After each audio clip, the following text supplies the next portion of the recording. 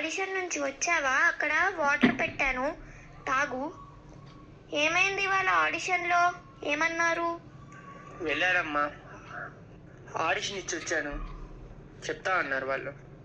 ఇవాళ మన చుట్టాలు కొంతమంది ఫోన్ చేశారు.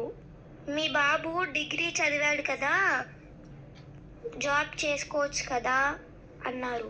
ఈ సినిమాలు ఆడిషన్లు అని టైం వేస్ట్ చేసుకోవటం ఎందుకు అని అన్నారు. మీ అబ్బాయి ఏమైనా సినిమా హీరో అయిపోతాడా అని అన్నారు. నేనేం చెప్పానంటే మా అబ్బాయికి సినిమాల్లో యాక్ట్ చేయడం ఇష్టం, తనకిష్టమైన రంగంలోనే కష్టమైన ఇష్టంతో యాక్ట్ చేస్తాడు అని చెప్పాను. పిల్లలకి ఇష్టమైన రంగంలోనే ఎంకరేజ్ చేస్తే సక్సెస్ అవుతారు.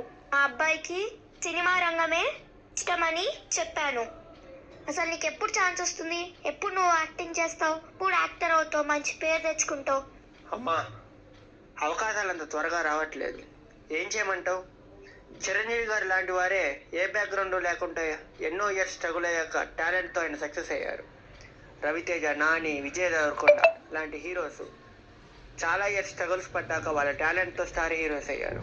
అమ్మా, నేను కూడా ఏదో ఒక రోజు ఫిలిం ఇండస్ట్రీలో సక్సెస్ అవుతా అని, నాకు ఒకరోజు సినిమాలో ఛాన్స్ వస్తుందన్న నమ్మకం నాకుందమ్మా. అసలు ఈరోజు ఆడిషన్లో నువ్వు ఏం పర్ఫామ్ చేసావో చేసి చూపించు. Milord and gentlemen of the jury, నా పేరు రజని. జూన్ 16 సాయంత్రం 6 గంటలకు ప్రసిద్ధ వర్తకుడు సేట్ చమల్లాల్ని చంపింది శేఖర్ కాదు, నేను. అదిగో ఆ రివాల్వర్తోనే కాల్చి చంపాడు. నేను సేట్ చమల్లాల్ని చంపుతున్నప్పుడు శేఖర్, భీముడు అక్కడే ఉన్నారు. కాబట్టి ఈరోజు ఈ స్థలంలో నిలబడి శిక్ష స్వీకరించాల్సింది నేను, మిలాడ్. ఈ శిక్ష స్వీకరించి దీపాంతరం వెళ్ళబోయే ముందు తమకు చిన్న మనవి చేస్తాను.